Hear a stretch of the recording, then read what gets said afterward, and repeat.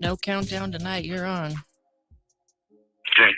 Ladies and gentlemen, I want to thank you guys for tuning in to another episode of The Impact. I'm your boy Big Chuck, and tonight we got somebody special for y'all. Because tonight's topic is about generational leaders. And we got a brother on here tonight that he in himself is a generational leader. For everybody that knows him, he's a man of many names. A man of many names. Some might know him by Uncle Big Eye. Some of them might know him as Buff Grandpa. Huh? Some of them might just know him as Sin. Otherwise known as Sincofa. But his real name is Mr. Ira Crenshaw. Hey, bro. Sin, what's up with you, bro? How you doing tonight, man? Man, I'm good, man. I'm blessed to be here, and I appreciate the opportunity, man, for y'all having me on the Impact. You did?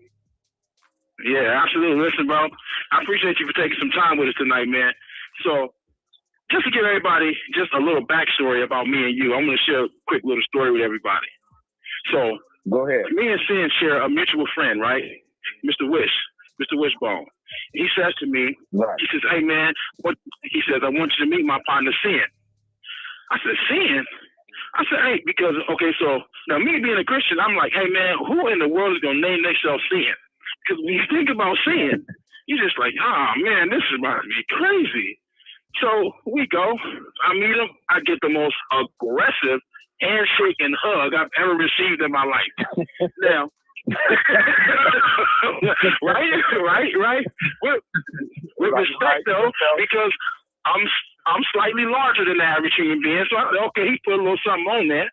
You know what I'm saying? Let the big fella feel a little something, right? But as I be right, and I'm thinking like, man, this dude named himself Sin. Like, what is this about? And so as I begin to watch you, bro, over the years, just watching how you move and watching how you get down, right?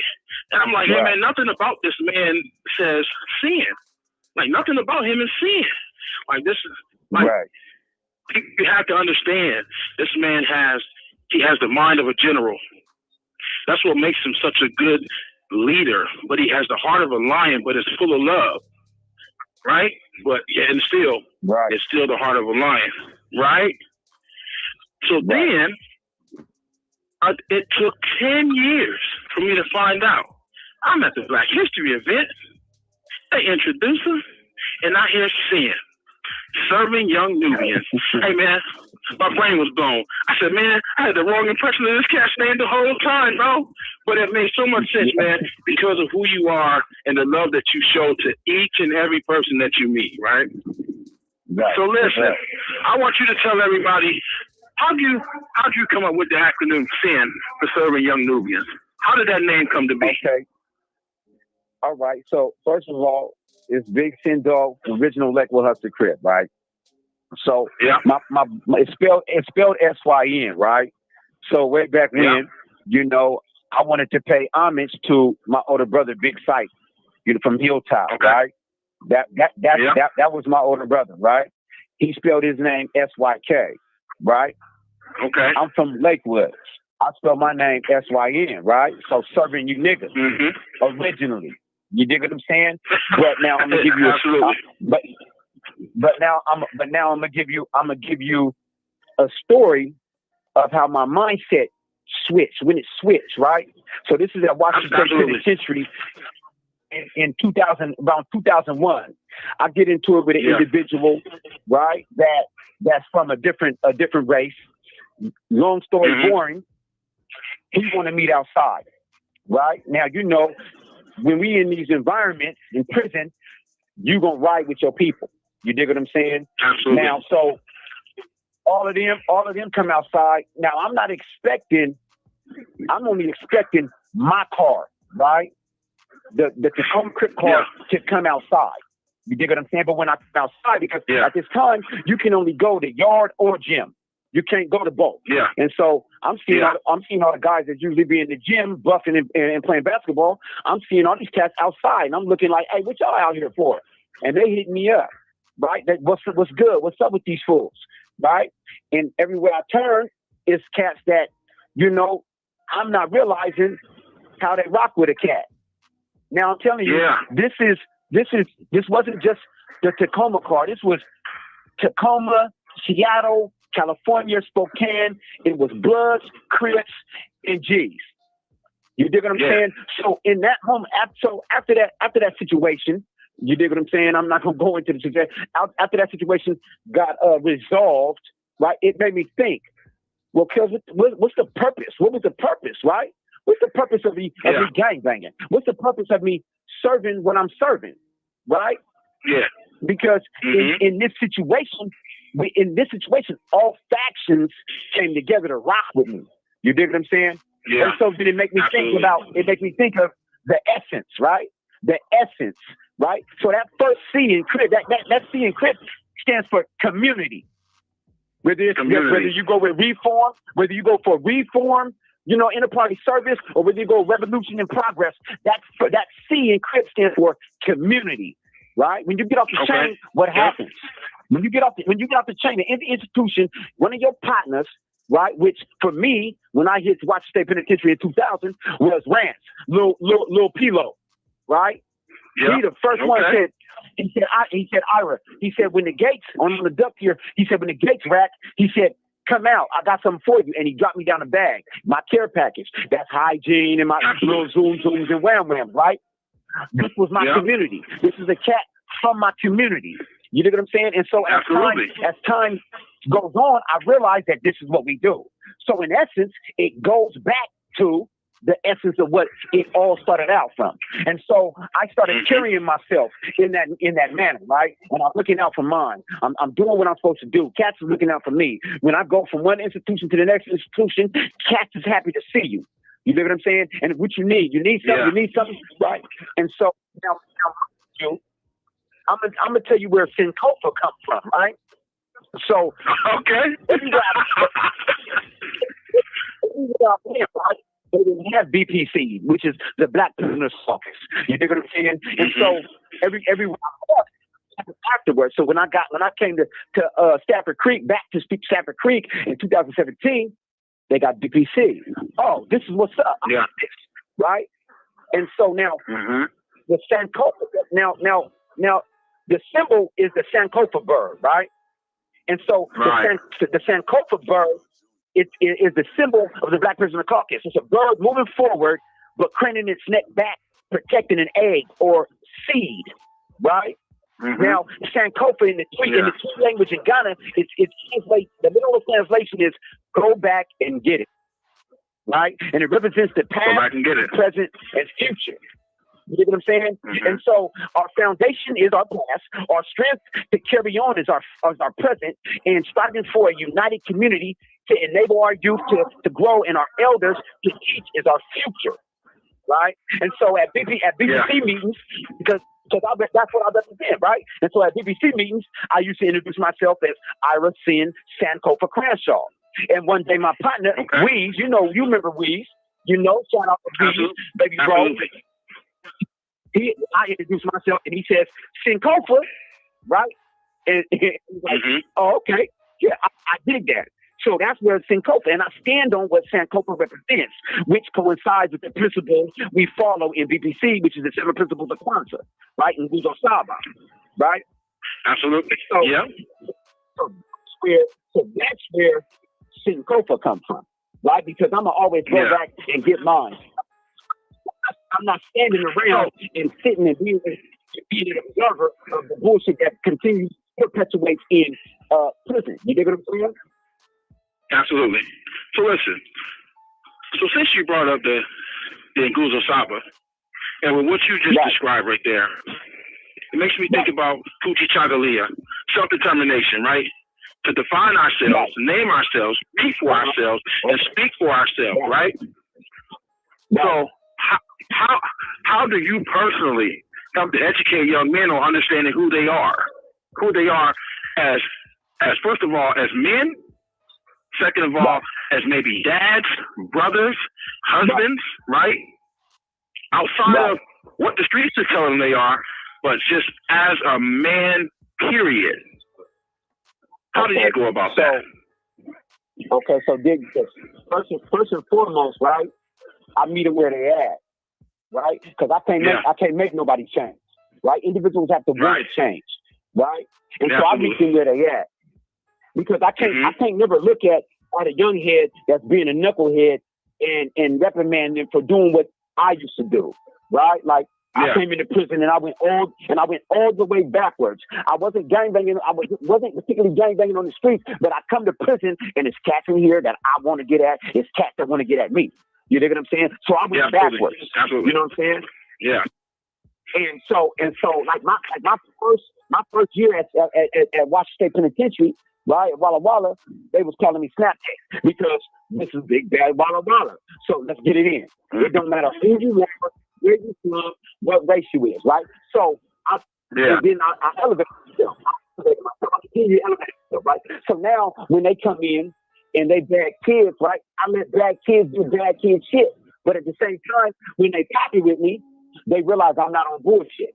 You dig what I'm saying? You can't come and tell me this, and me not say, hey, that ain't popping. And one day you're going to get tired of going to the hole. One day you're going to get tired of missing out on visits, right? You're going to get tired of being over on the east side of the mountain, on the west side of the mountain, right? You're going to get tired of your baby mama bouncing on you. You know what I'm saying? Because you keep messing up. And she's trying to rock with you. You're gonna feel that pain when one of your women fuck your mama or your auntie, you know what I'm saying, or your sister, or somebody get killed or somebody die, right? You're gonna feel that pain, right? And you're gonna miss out on a lot of shit.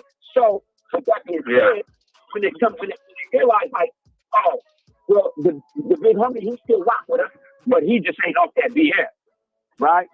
Yeah. And so they try to keep it from me, but at the same time, I try to navigate to where, hey, listen, you know, we seeing light at the end of the tunnel. In this moment in time, we've never seen so many people getting time knocked off and getting out of prison, right? Absolutely. That is true. So now it's like, do you want to stay in prison, right? Like, continue to do what you do, right? Because everything we do in prison is transferable. Right? So if all you want to do is gamble, if you don't want to program, right, when you get out, what you gonna do? If all you want to do is get high or do the bullshit, that's what you're gonna do when you get out of prison, right? Yeah. But that's also gonna keep you in prison. You understand? So now, and just sort of like, program, right? But I still kick with them, I still pocket with them, I still talk shit with them, all right? Because listen, real quick. What I would tell you is this: keep that mic close to your mouth so your voice can be clear, because it's fading in and out. So I need you to keep it close. But go ahead. Okay, I got you. And so what usually this is what usually happens, right? So what usually happens is they see that I rock with them, I still click clack with the homies, right? But then they see that I click clack with everybody, right?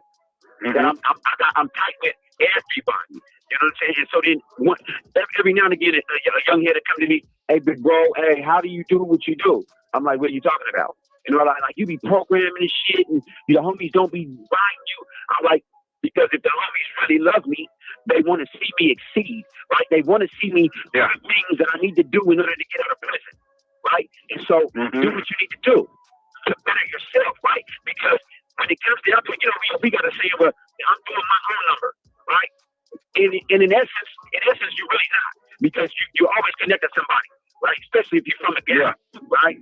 But at the same time, you're doing your number because you need to worry about you and yours, right? So effectively, when you do bullshit in here, that keeps you from your kids.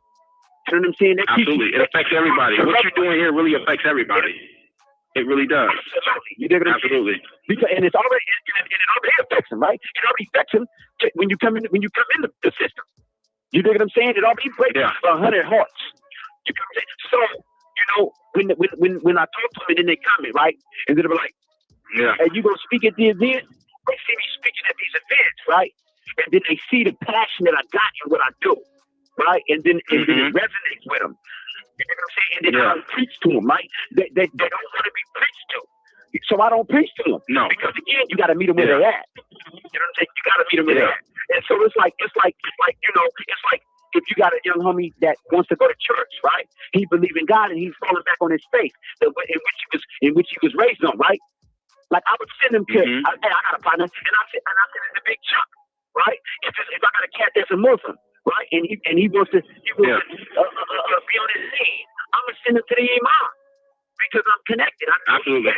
Right, so I'm always push him in the right direction, right? And at the same time, again, absolutely. you know, like you remember a few years ago, it was a whole bunch of my little homeboys from Lakewood and Hilltop and my nephew. Absolutely. And they was around here, and I'm trying to keep the leashes on them. Y'all ain't packing nobody out. Y'all ain't packing. Y'all ain't packing nobody so hold on. You know what I'm saying? Right. So listen. Hold on, Sandy. Hold on.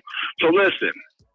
So with that right there, with keeping leashes on them, I've heard you multiple times, man, had conversations with me and with other people, man, and you talked about your granddaddy and how much you loved him and how much he meant to you, right? So, so when you start thinking about how you changed your life and then begin to guide these young men's lives, how much of your granddaddy's voice do you hear? And how much of the things that he showed you and demonstrated to you do you still, even to this day, apply to your life? I'm going to ask you to hold on to that question, Ira. We're going to hang up and call back because your phone about to hang up. And we'll be back after this intermission. Yeah, we'll be right back. Yeah, for sure. You have one.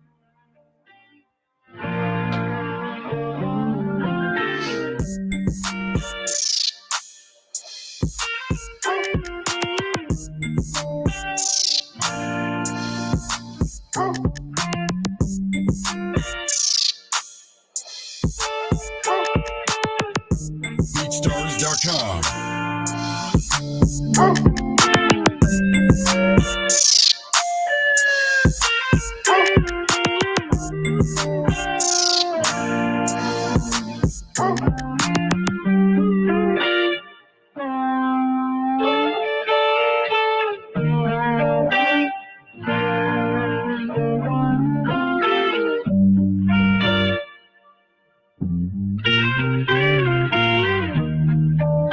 BeatStars.com.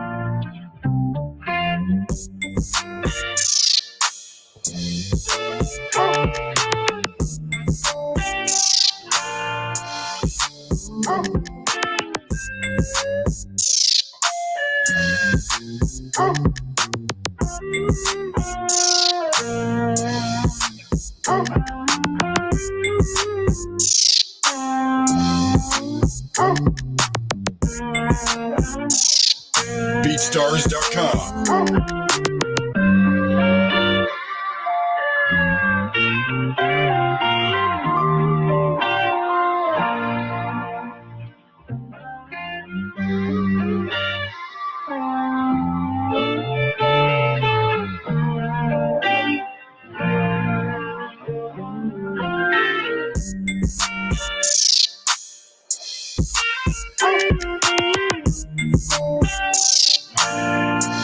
BeatStars.com.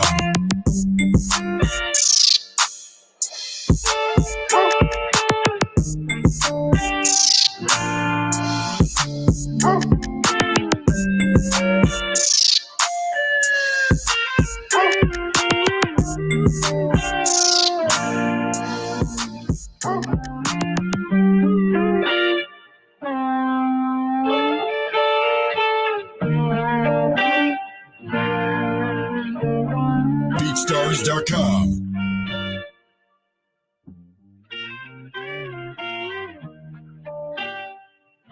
All right, we're back. So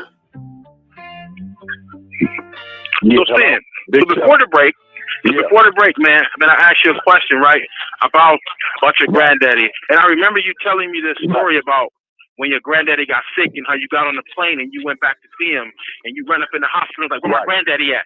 And and everybody's like, wait a minute, what's going on? And so you go in there and you see your granddaddy and your granddaddy looked you in your face and said, man, I knew you was going to come and see me. I knew you was going to come for me, right? So with all the things that your granddaddy taught you in your life, and I know he was like a major role model in your life.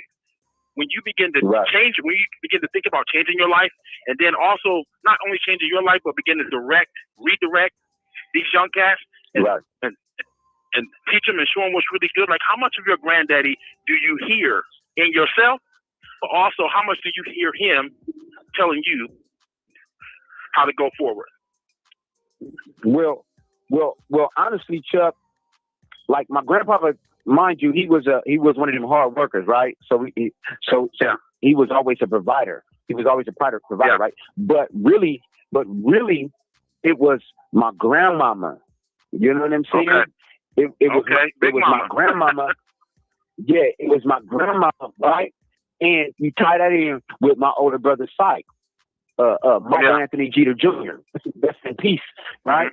It was things that they taught me, right? And so when it's crazy because I come to prison and then you hear them old voices, right? Like, for instance, I'm gonna give you a quick example. Like, no, you can't have no cereal. You gotta eat this oatmeal. It's cold outside, right? Yeah. It wasn't until I got the Walla Walla and how cold it is, and then you eat that hot oatmeal, and then you walk outside and you feel that warmth on the inside. Absolutely. Right? You know what I'm saying? It's like keep your beanie on. Stop taking your beanie off. You know how much we love beanies. You know what I'm saying? Right now. You know, but when we was kids, we want to take the beanie off all the time. Right? But the values that my grandmama instilled in me, right? Like coming to prison, like she was big on respect, right? Like I'm gonna give you an example, right? I'm about 8 or 9, and a bum comes to the house, right? Which back then that's what we called them, bums, right? But homeless dude, right? He comes to the house, he knocks on the door, and he asks my grandmama for some food, right? So she said, hold on. She shut the door, right? And she goes and she gets one of the little tin pans, like for the pecan pies. She gets a tin pan, right? And she loads it up with food, and she covers it with aluminum foil, goes back and gives it to him. Right? Mind you, I'm like 8 or 9 years old, right? Yeah. And so I asked my mom, I said, Grandma, why you giving that bum food? She told me, boy, shut your mouth, right? And so she gives him the food, and she was like, thank you, ma'am. I really appreciate it, right? And so when she shut the door, she said, listen, she said, if a man can swallow his pride, come up and ask somebody for something to eat, you don't never deny him, right? Absolutely. And I remembered that, right? So when I'm in prison, right, and so I'm in certain positions, and I'm gonna give you an example. I'm at Ira Heights, and I'm like, listen, if anybody ever needs something to eat, right, just come to my cell. I got a couple soups and some beans and rice for you, you know. And so one time, I'm a tier rep, right, and so the CUS, he called me in his office. He says, hey. He said, Crenshaw, why that old white man was at your door?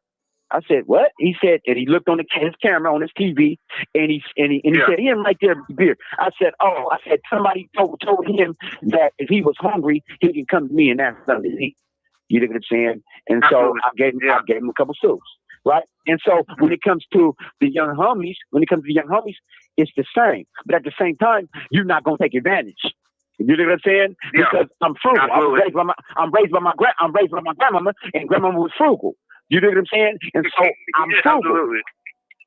Yeah. You know what I'm saying? And so when it comes to the way I walk, right, is that more, you know, it's big in prison. Is big on respect, as crazy as that sounds, right? You got to cover your mouth. You can't be sneezing on somebody, get the shit slapped out of you. You know what I'm saying? You can't just cut in front of somebody. You can't be bumping, because it's a respect thing, you know. So my grandma taught me how to respect.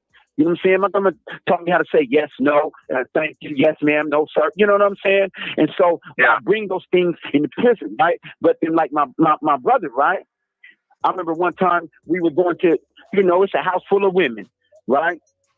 Aunties and godmamas and stuff, and cousins and brothers and sisters, right? And so at this time, I'm 12, he's 15, right? And so he said, come on, we're going to go to the store, go stealing. And I said, for sure, right? So this is, you know, this is the 80s. So this is the 80s. So this is when they got this is when they first came out with the king size candy bars and stuff. So I never forget. I grab a king size. I grab a king size almond joy, right? And so I'm getting ready to grab a Mr. Good bar too.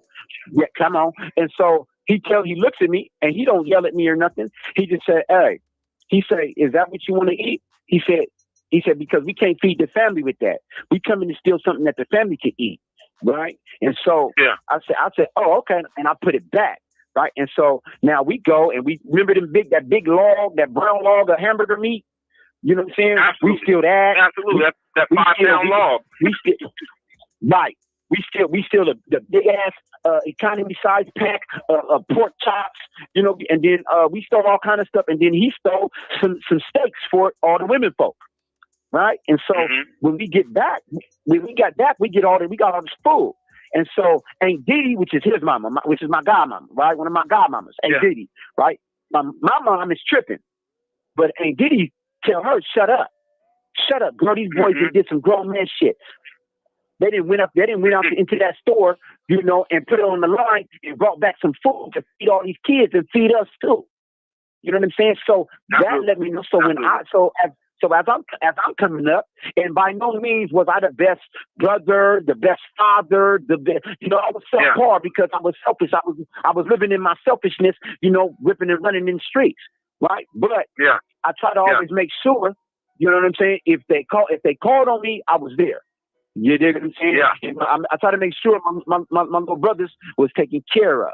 You know what I'm saying? Yeah. And so, but like I said, I'm not saying I was the best brother. I was by no means the best father, the best son. You know what I'm saying? Because I was in my selfishness. I was living in my selfishness.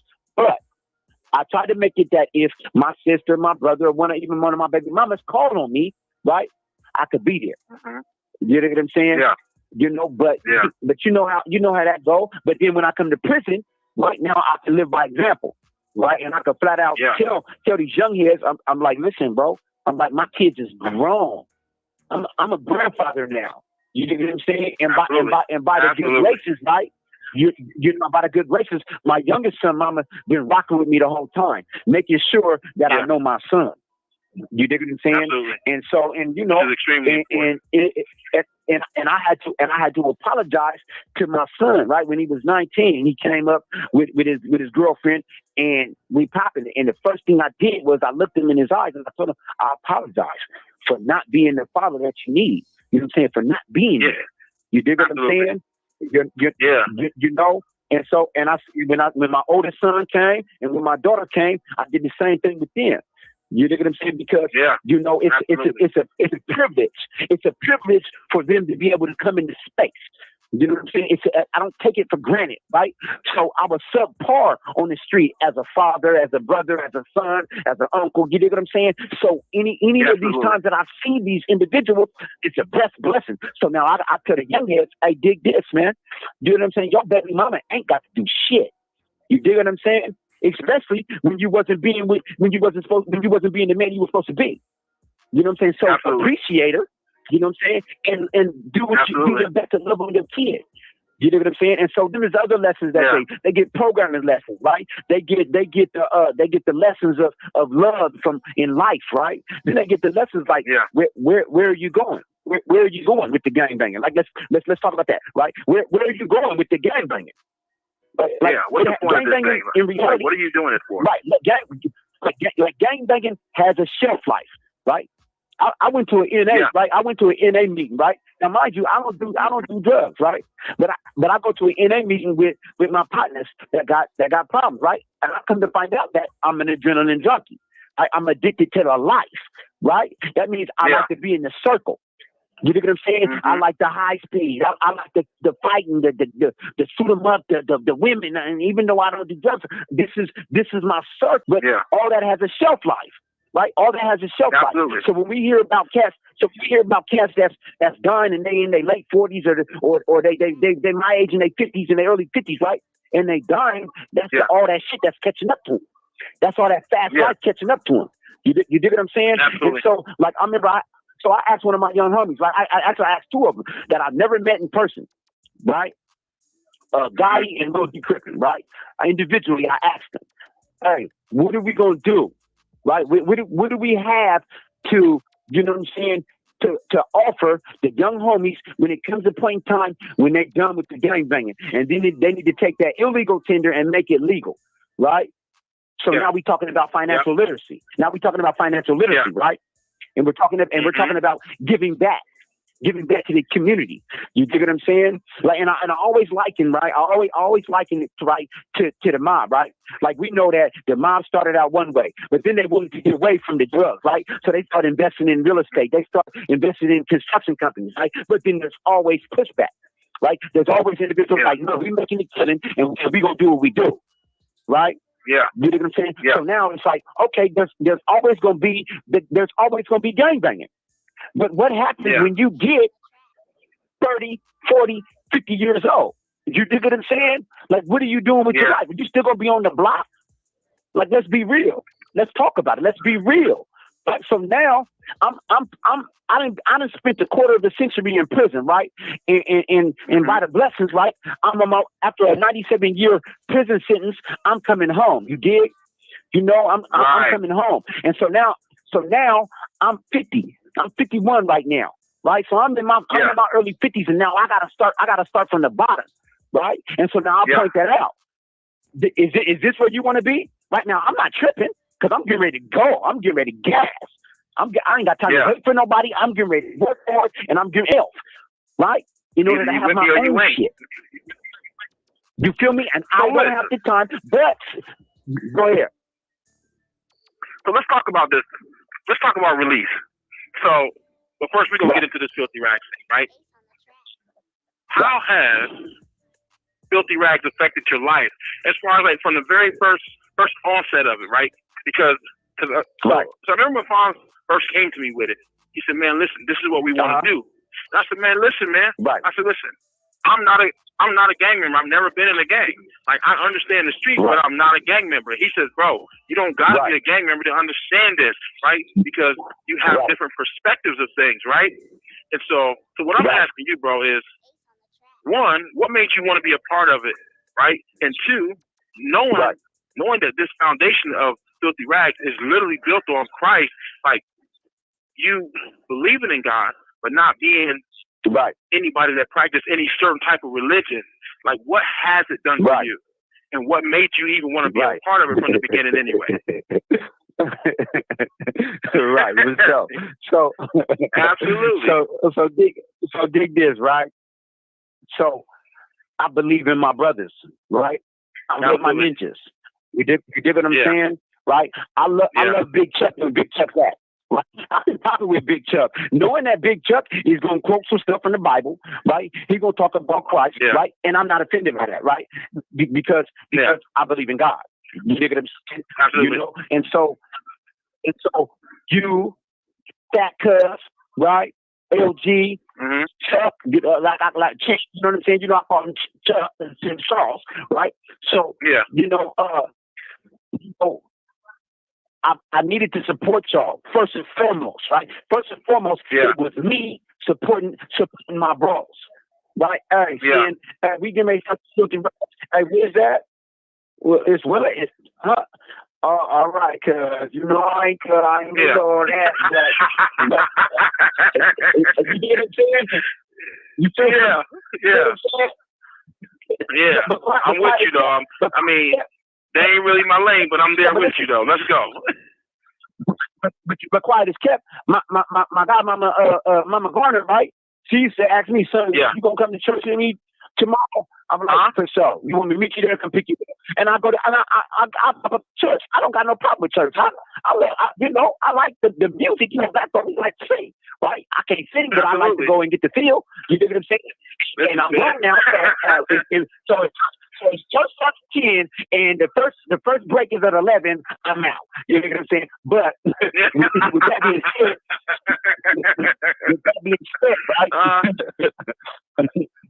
that being said, so initially it was just to support my bros, right? I want y'all to be successful, right?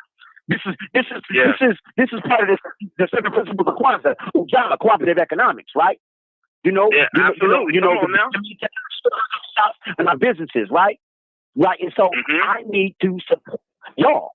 You dig what I'm saying? And so then when I'm in there and I'm listening to everybody, but then Fat Cuz, right? Alfonso, right? It's kind of like when you hear the songs in church and they just fill you with something. And so he speaks my language. You dig what I'm saying? Yeah. And he puts it in terminology that a cat from the streets can get. Yeah, absolutely. You dig what I'm saying? So he get the gas, it get me rocking in my seat, right? And I'm turned up, and then I'm remembering, being in grandmama made me go to Sunday school and let me go to church, and you know what I'm saying? And then questions that I had, and he might answer a question that I had years ago. You know what I'm saying? Absolutely. And so I like to hear that, right? Yeah. And I can accept it in that way. Right? I mean, I'm gonna accept it in your way, but when he spits it, it's gonna grab, the gang member. You know what I'm saying? It's gonna make. I completely understand it, right? Because the Bible says, right? It says, train up a child in the way he should go, and he shall not depart from it. So even if you do go off, like the prodigal son, you always gonna come back to what it is your grandmama taught you. Right. You always gonna come back. You always gonna come back to the church.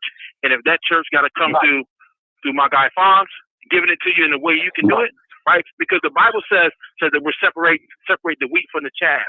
But Fonz like to say separate the bud from the shake. You see what I'm saying? Right. So give it to you how you can understand it, right? So it's always going to come back. You're always going to do, right? Because God says, my word shall not return to me void. If he's talking to you, he's talking to you. And eventually you're going to answer. But go ahead and finish saying what you were saying, man. So but I mean that's pretty much it, right? And so whenever y'all call, I'm coming, because y'all my niggas. 1 minute left. Right? And so therefore, I'm gonna come and I'm gonna celebrate. So because no matter what, even if I'm just there to support y'all, I'm gonna get something. Because you guys are intelligent, right? And you guys stand on what you believe in. What's up? Listen, Jessica, you have we got 1 minute. We calling back though. We calling right back. All right. Well, let's call back. Let's go. Absolutely. Because there's something else I want to talk about. You feel me? Okay. I got you. The caller has hung up.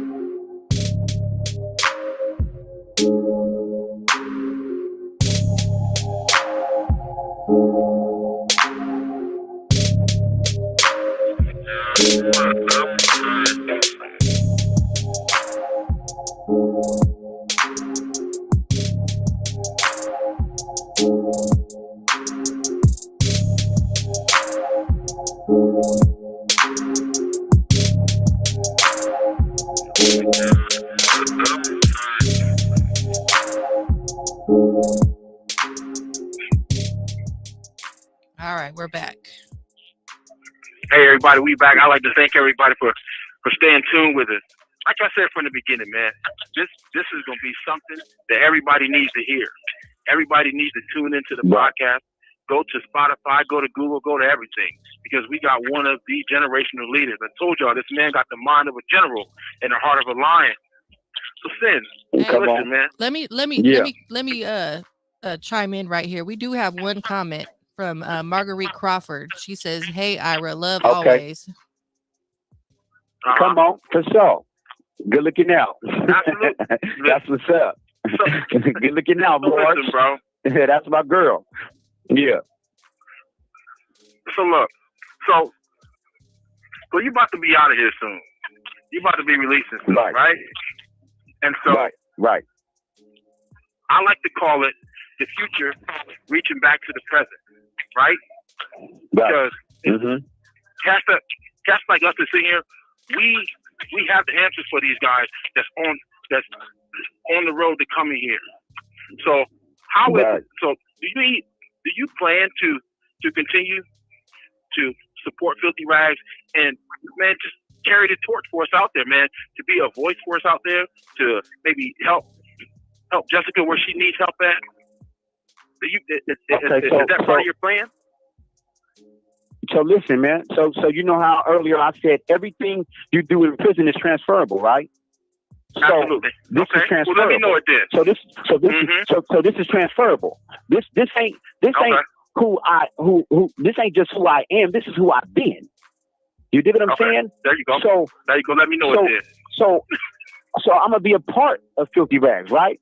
Just like I'm a part of Filthy Rags right now. Just like I'm a part of BPC right now, right? Just like I'm a part of Leveled Up Reentry right now. I'm gonna be a part of these spaces. You dig what I'm saying? Absolutely. Because all I want to do is come and contribute, right, to the betterment of me and mine. Yeah. Right. Absolutely. And so like Chuck. So when I went back to court, right, it was crazy because in my mind. So now remember how I said when I first got to Walla Walla, I went backwards. You dig what I'm saying? Yeah. So and then that first year they was calling me Snap Case, right? So when I went back to court, guess where my mind frame went?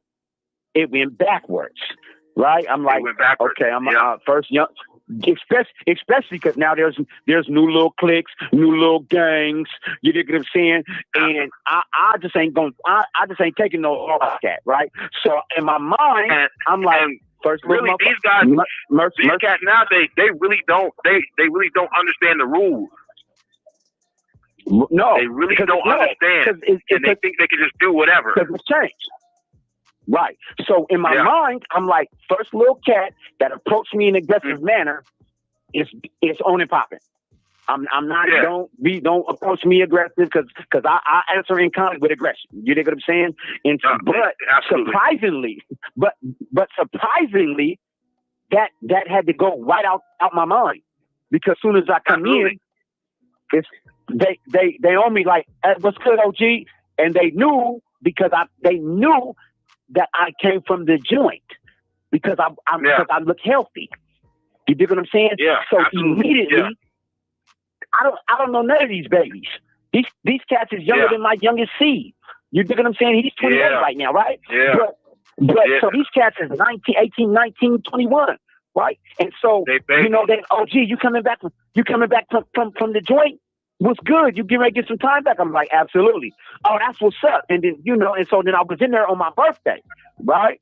And so here these youngsters come. Hey, you dig what I'm saying? So they're like, oh, gee, what's good? What you want? And you remember when I came back from court, I was sucked up because they ain't feed you nothing. And there's just certain things that I don't put in my body. You dig what I'm saying? So I'm kind of on a forced fast. But the youngsters is well, you're gonna have to eat something, OG. You know what I'm saying? It's your birthday. We gonna, here you gotta be. We know if you was in the joint, they'll be doing big old spreading. And so they blessed me. So when I left, the money that I had on my books, I just ordered a whole bunch of shit, you know what I'm saying, and gave it to the youngsters. Yeah. Hey, what you want? What you want? Especially because I got store on Saturday and I left on Tuesday. You know what I'm saying? Okay. But and so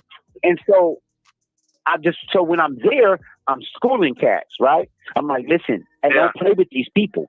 You get what I'm saying? I'm telling you now, they're gonna bankhead bounce you. You feel me? You're gonna have Buck Rogers. And so I tell them, hey, listen, the first time I said I fell in 99. The first time I came back to court was 2002. I gave them time. I gave 54 years back. You dig? I said, I ain't been back since. It's 2000. I said, it's 2022. And they like, damn. Yeah. And then it was a youngster, right? The youngster come in, he got like 4 first-degree assaults. He take a deal for like 16 or 18 years or something. I think it's 18 years, right? And so they're talking about, man, you should have took it to the box, right? I said, no took way. it to the box. I said, let me ask you this question. I said, you're defined, so now you can keep it all the way funky. I said, did you do it? And he kind of looked at me. He was like, yeah. I said, was there witnesses? Was they coming to testify? He said, hell yeah, everybody was coming. I said, so what the hell would make you think you're going to win? I said, I just came back. I said, I ain't been back since 2002. I said, it's 2022. Yeah. I said, what make you think you going? I said, how many people? I said, I guarantee you know a gang of cats that's in the joint that's trying to get back on the appeal. I said, these white folk ain't playing with you. You better take that deal and be happy. Boy, what you talking about? Absolutely. And go in here and get somewhere where you can learn something, you know what I'm saying, and get out better and be better for yourself. And he was like, damn, OG, he said, man, good looking out. And so I dressed the whole tank. I said, hey, dig this, y'all. I said, some of y'all only gonna get a couple years. That ain't nothing. That's gonna be a breeze. You're gonna be in there kicking it with the homies, and you're gonna come back, and then you're gonna get about 5 to 8 years, right? That ain't nothing. You're gonna come in, kick it with the homies. You're gonna miss somebody. You know what I'm saying? You're gonna feel the pain of getting your little broad knocked, your little broad getting your joints ran by your brother or your best friend or something. You know what I'm saying? And you're gonna get over it, right? And then you're gonna have to build a callus around your heart, right? You're gonna have to strengthen your mind, and you're gonna have to move forward, right? Then you might get out a better person, a better man. Hopefully you will and realize that I'm done with this, right? But now, if you get Bankhead Bounce and you got Buck Rogers on that ass, right? And you got that 25 piece, right? You got that 55 piece, you got that 97 years, you got that life sentence, you're gonna be sick. Absolutely. They're gonna park you. You dig what I'm saying? I said, you're going to be sick. I said, don't play with these people, right? If you go in here, right? If you go in here, I understand it seems like, going to the box is the righteous thing to do because you feel like you can come back on an appeal. But you know what you did, right? And you know what you didn't do. Absolutely. You dig what I'm saying? But if you know what you did, your ass better, you better take what you can get when them folk come and be like, hey, you better take this dub. You didn't blow this cat's noodles out, right? We're going to give you this dub, right? I know that seemed like a long time, and it is. But if you get caught in the system, it ain't no guarantee your ass is going to get back. It ain't no guarantee that you're going to get clemency. It ain't no guarantee that a law is going to change. A law is going to change for you in time. I told him, I said, what I gave back this last time was something that I had coming. It was something that I had coming. I brought it up in my second trial. You dig what I'm saying? Yeah. And it was a young homie, and it was my young homie shooter who wasn't even on the porch when I was on the streets, who's filthy with this legal shit. And he said, hey, bro, we was getting ready to attack one thing, and he looked at my JNS. He said, hey, bro, he said, damn, man. He said, hey, bro, they messed up on your points. I said, I brought that up. He said, I know. I see that right here. It says that right here. He said, damn that other thing. Yeah. He said, you're going home off of this. And so I let him do what he do. And he banged with him for 2 years. You dig what I'm saying? And then finally, the Supreme Court commissioner, then the Supreme Court justice said, yeah, y'all gave him too much time. Right? But even then, Chuck, right? So even then I gotta break this down to him, right? So, you got the mitigation pack. Right, I've been programming, I've been MCing, I've been spitting spoken words, I've been doing different various things, right? I've been getting visits, right? My baby, my youngest seed, my youngest seed now got seeds. You dig what I'm saying? So I put all the pictures of all my family and everything in this mitigation pack, right? I put all my certificates. I got a gang of certificates, right? The judge says I read everything in your mitigation pack twice. Right? He said, including the letters from the COs, which is the behavior logs, right? The negative and positive BOEs, right? Absolutely. Right? But he kept bringing my 2 trial judges up, right? I said, Now, mind you, I got all the racial statistics, right? All the racial inequities, right? Absolutely. You know what I'm saying? And so I make sure my attorneys bring that shit up, right? guaranteed, if he wouldn't have brought that up, because he gave me the mid-range, but yet there was no reason for him to give me the mid-range. He should have given me the low end. You dig what I'm saying? But he gave me the mid-range because you know they don't like stepping on toes, right? But so he's gonna balance it out, give me the mid-range because now he don't want to seem like a racist bigot. You know what I'm saying? So I gotta tell these young heads this in the county, and they're like, "Damn, OG, you giving us game." I said, and I'm giving y'all something to talk about. Anyways, I'm going in my cell. I need to write a love letter. You know what I'm saying? Because we're going back to writing love letters. You know what I'm saying? In the county. You know, but you know, it's you know, like I said, man, I stand on the 7 principles of Kwanzaa and Nguzo Saba in BPC, right? And you know, I mentioned cooperative economics before, Ujama, right? The fourth Kwanzaa principle, right? And so something that we do on a small scale in here, right? Like I said, I'll support you. Right, so Ujama is to build and maintain our stores, shops, other businesses to control the economics of our own community and share in all its work and wealth. Right, we must support African American businesses. African American businesses must support the African American community. Right. So now we got to have this financial literacy. We got to learn financial literacy, right? Because understand this, right? We're the only people. You dig what I'm saying? Listen to what I'm saying. We're the only people that as soon as we get paid, we spend our money outside of the community. You know what I'm saying? Say that one more time for everybody. Say that one more time for everybody that's listening out there. Go ahead one more time. As soon as we get paid, as soon as we get paid, we go spend our money outside of our community. You dig what I'm saying? Yeah. Right? We go to the mall, buy clothes. We don't go to nothing black owned really. You know what I'm saying? Yeah. Like for instance, like think about it. Think about it. Think about the nail salons, right? Now we know our sisters can get out, right? But how many nail salons do they own? You know what I'm saying?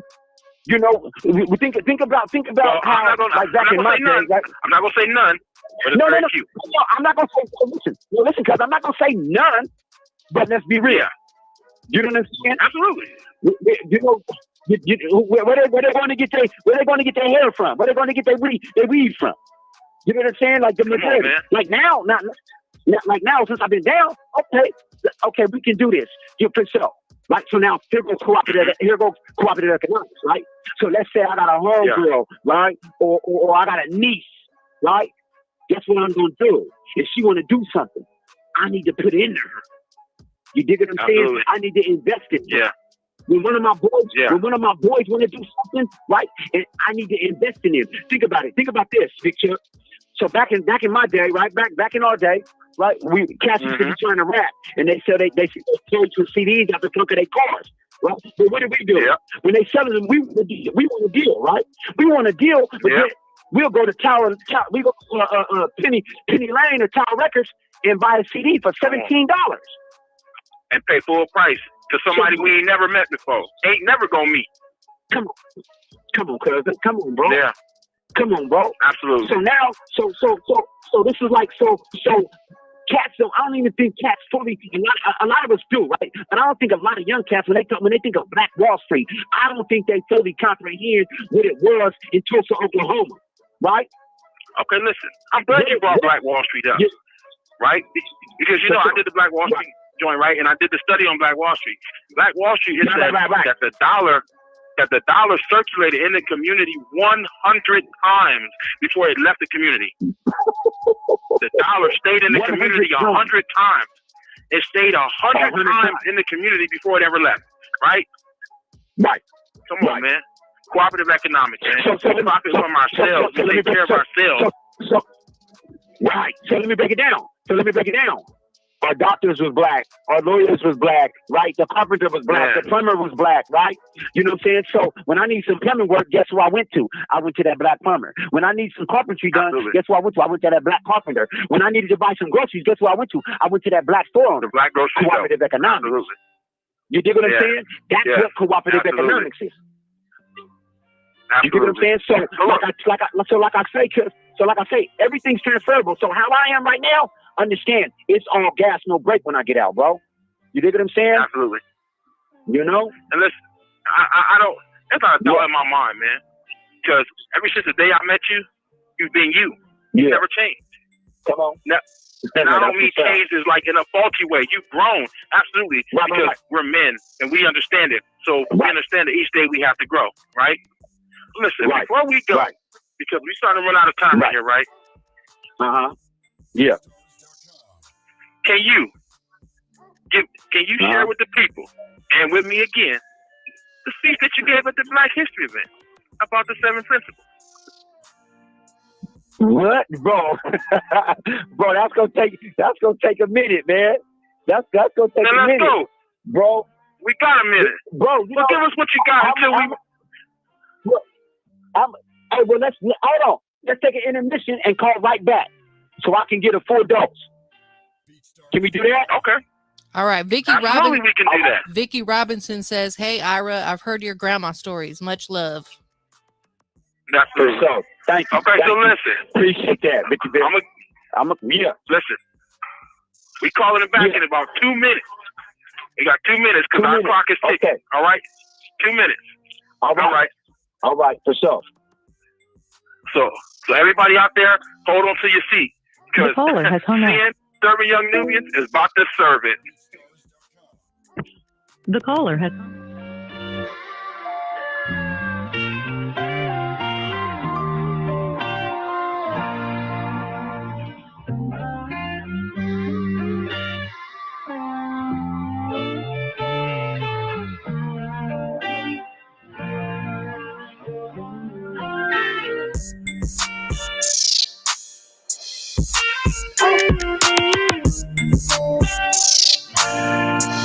BeatStars.com.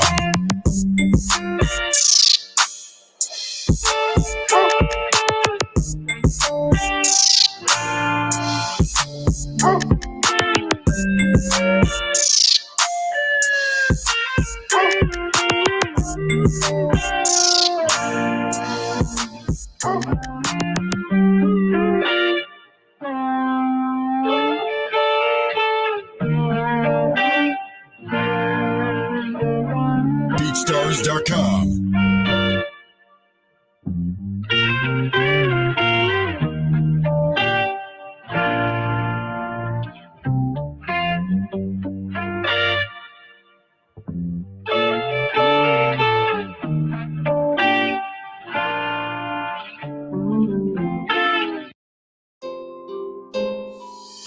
CB cooking up, boy.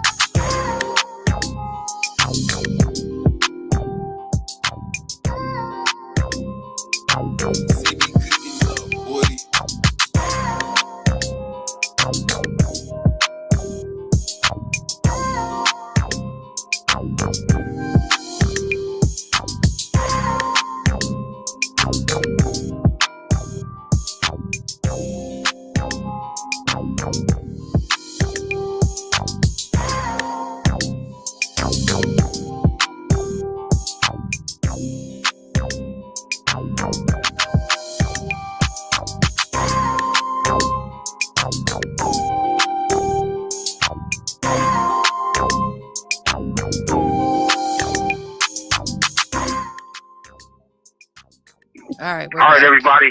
We're back. We are back. We are back at this thing. So listen. So before we left, I asked my man, Mr. Chin Sankofa, to hit us with the speech that he gave at the Black History event.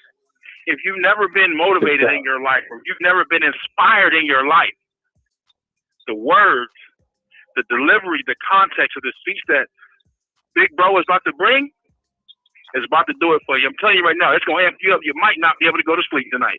Sin, come on, man, let him hear it, man. Give it to him. For sure. This is titled The Seven, Saga. Who would I be if Sankofa didn't represent being a servant to young Nubians, reaching back for my hooligans, to fetch, seek, and take to them all that I am as a man? To relate, not to separate, stay focused and not deviate. As much as I think I'm great, I'm nothing without my hooligans. I rotate 360. Just like when I touched down at Washington State Penitentiary for 97 years, it was the homies that came to get me with no letters behind their names. No PH or D. Not even high school diplomas. They was worried about my mental faculties when the faculty was only worried about me doing time in this modern day slavery. Amendment the 13th. Read about it. Ojima, I'm going to speak about it. Black Prisoners Caucus, building powerful communities, inside and out. Think about it. The young homie shooter made my legal problems his, so now I'm getting out. If that ain't collective work and responsibility, then what we talking about? You heard me. I said I had 97 years. And I ain't getting out because the law done changed. I'm getting out because of one of my peers. So those without felonies, do your duty. Serve on a jury. I done had 2 trials, and out of 24 people, none of them were my peers. Okay, I went back a couple decades ago, and over 50 out of 97 had to go. But how are we supposed to learn in 1 year where they take an attorney at least for to know? I'm installing friendship in Spanish. Remember? Give us free. Well, let my people go.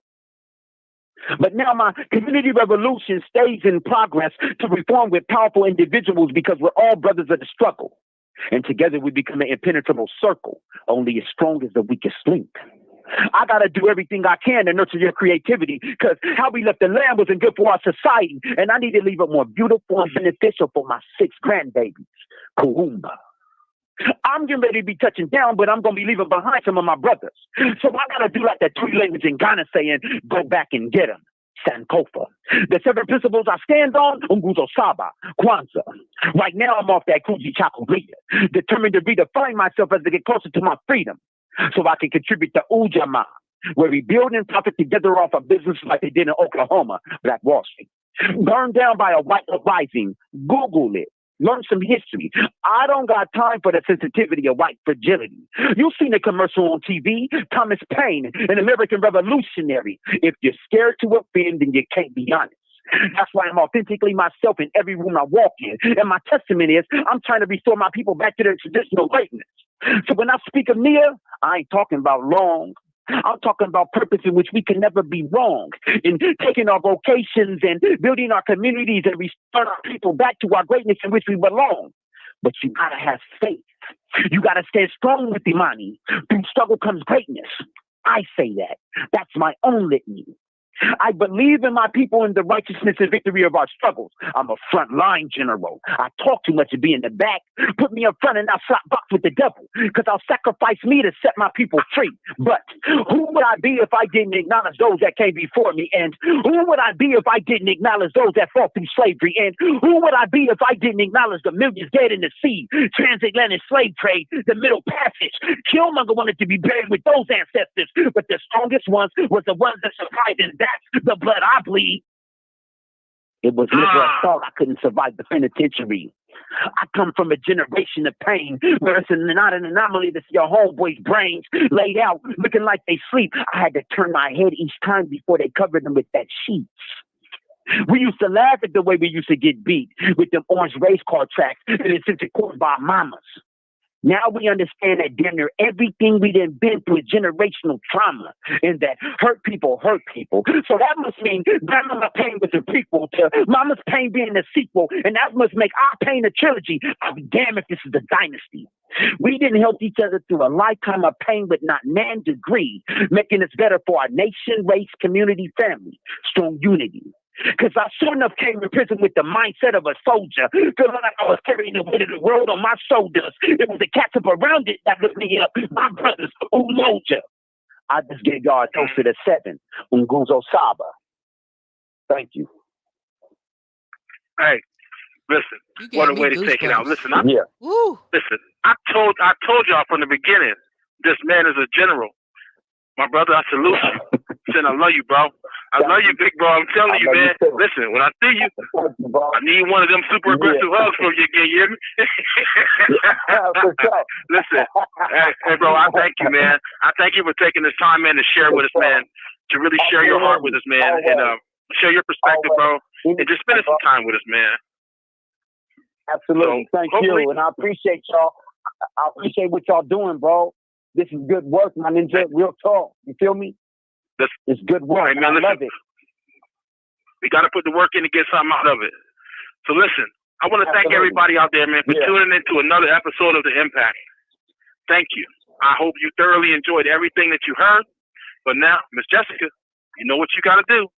You know what time it is. My little plug at the end. Man, you gave me goosebumps. I had goosebumps like everywhere. That was filthy. That was filthy. I tried to tell y'all. I appreciate that, Jessica. Man, I appreciate that. I'm like speechless. I don't even feel like I could go after that. But you know, I do have to kind of close up. Vicky said, "Well done." She commented. She's watching on YouTube. She said, "Well done." Come on, that's what's up. Yeah. I appreciate you, Big Bill. Yep. So if anybody out there listening to this is impacted by any of the work that we're doing, listening to the impact, the guests that we bring on each week, this takes a lot of time and effort to put on each week. We always have opportunities for people to come and volunteer. Anything that you want to come and get involved in, I'm sure we can plug you in somewhere. So check out our website, filthyregsoutreach.org. Email me at jessica@filthyregsoutreach.org. As always, tune in next week with Big Chuck. Thank you so much for gracing us with your presence tonight, Mr. Sin. For sure. Thank you. Thank you for having me. I appreciate it. Thank y'all both. Okay, everybody. I appreciate it. Listen, everybody. We signing off. Until next Thursday, man. We'll see y'all then. Have a see good y'all night. later. Peace. The caller.